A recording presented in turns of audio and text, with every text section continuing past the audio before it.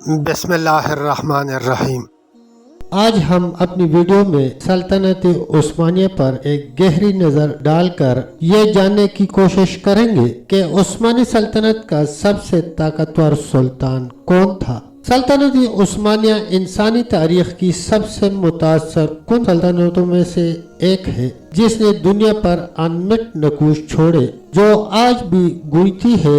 ایک چھوٹی ترک ریاست کے طور پر اس کے عاجزانہ آغاز سے لے کر ایک عالمی پاور ہاؤس کے طور پر اس کے عروج تک سلطنت عثمانیہ کا اثر سیاست، ثقافت اور مذہب کی شکل میں 6 صدیوں پر محیط ہے۔ لیکن اس عظیم داستان کے اندر ایک سوال نے مورخین اور شائقین کے درمیان یکساں شدید بحث چھیڑ دی ہے، اور وہ سوال یہ ہے کہ عثمانی تاریخ کا سب سے طاقتور سلطان کون تھا۔ سلطان کی طاقت میں اہم کردار ادا کرنے والے عوامل میں سے ایک فوجی فتوحات ہیں۔ تسلط قائم کرنے اور وسائل کو محفوظ بنانے کے لیے علاقوں کو وسعت دینے اور برقرار رکھنے کی صلاحیت بہت اہم ہے۔ ایک اور اہم عنصر معاشی استحکام ہے، جو سلطان کو بنیادی ڈھانچے میں سرمایہ کاری کرنے، فنون لطیفہ کی سرپرستی کرنے اور اپنے مضامین کی فراہمی کے قابل بناتا ہے۔ مزید برآں ثقافتی اثر و رسوخ بہت اہم ہے، کیونکہ یہ سلطان کو سلطنت کی شناخت بنانے، اس کی اقدار کو فروغ دینے اور غیر ملکی وفاداری کو راغب کرنے کی اجازت دیتا ہے۔ اور آخر میں ایک سلطان کی طاقت کو ایک پائیدار میراث قائم کرنے کی صلاحیت سے بھی ماپا جاتا ہے، جس سے سلطنت کی رفتار پر گہرا اثر پڑتا ہے۔ مثال کے طور پر مؤثر فوجی مہمات کے لیے اسٹریٹجک منصوبہ بندی، ہنرمندی، جرنیلوں اور ایک منظم فوج کی ضرورت ہوتی ہے۔ یہ سب ایک طاقتور سلطان کی نشاندہی کرتے ہیں۔ دوسری طرف ایک مضبوط معیشت اکثر ہوشیار سفارتکاری، انتظامی اصلاحات اور جدید تجارتی پالیسیوں کا نتیجہ ہوتی ہے۔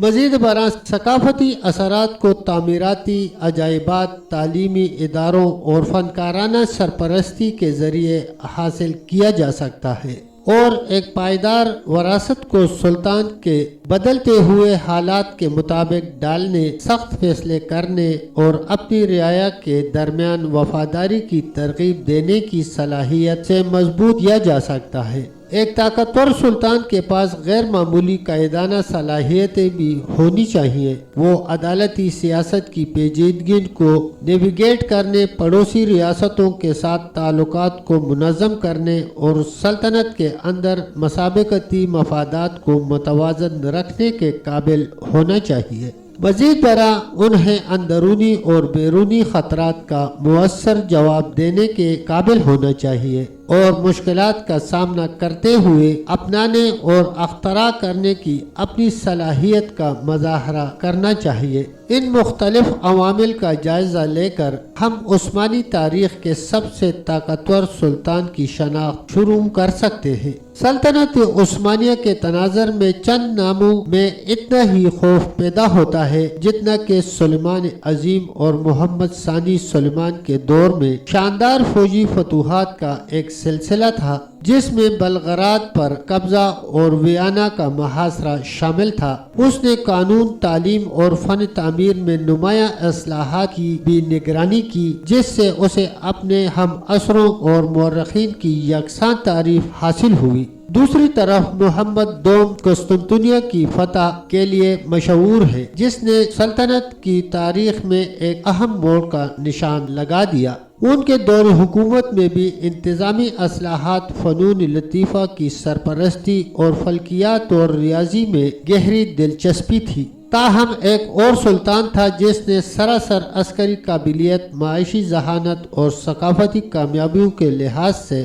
ان دونوں کو پیچھے چھوڑ دیا۔ اس سلطان کے دور میں بجلی کی رفتار سے فتوحات کے سلسلہ کی نشاندہی کی گئی، جس نے سلطنت کے حجم کو 2 گنا کر دیا اور عالمی سپر پاور کے طور پر اپنی پوزیشن کو محفوظ کر لیا۔ انہوں نے انتظامی اصلاحات کی ایک ایسی حد کو بھی نافذ کیا جس نے حکومت کو ہموار کیا، تجارت کی حوصلہ افزائی کی اور سماجی نقل و حرکت کو فروغ دیا۔ مزید برآں یہ سلطان فنون لطیفہ کا ایک عظیم سرپرست تھا جس نے عثمانی تاریخ کے سب سے مشہور فن تعمیر کے عجائبات کا آغاز کیا تھا۔ میں جس سلطان کا ذکر کر رہا ہوں وہ سلطان عبدالحمید اول ہے، جس کا 1774 سے 1789 تک کا دور عثمانی تاریخ کا سنہری دور سمجھا جاتا ہے۔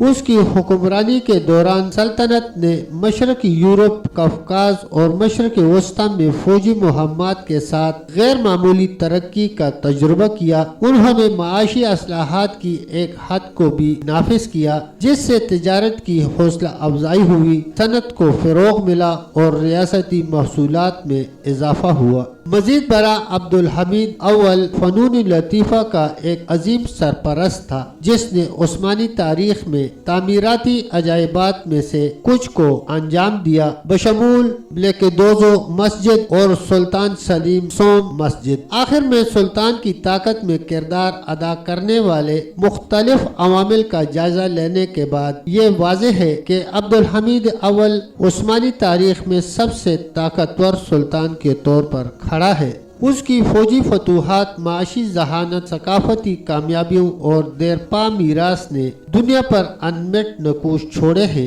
سلطنت کی رفتار تاریخ کے سب سے بڑے لیڈروں میں سے ایک کے طور پر ان کی پوزیشن کو مضبوط کرتی ہے۔ تو آپ کے خیال میں عثمانی تاریخ کا سب سے طاقتور سلطان کون تھا؟ ذیل میں تبصرے میں اپنے خیالات کا اشتراک ضرور کریں، اور اگر آپ سلطنت عثمانیہ کے عروج و زوال کے بارے میں مزید جاننا چاہتے ہیں تو ہمارے چینل فا وائس کو سبسکرائب کر لیں تاکہ ہماری ہر نئی آنے والی ویڈیو آپ تک بر وقت پہنچ سکے اور آپ سلطنت عثمانیہ کی تاریخ سے باخبر رہ سکیں۔ تب تک دوستو اتنا ہی، ملتے ہیں انشاءاللہ ایک نئی ویڈیو کے ساتھ۔ تب تک کے لیے اللہ حافظ، اللہ نگہبان۔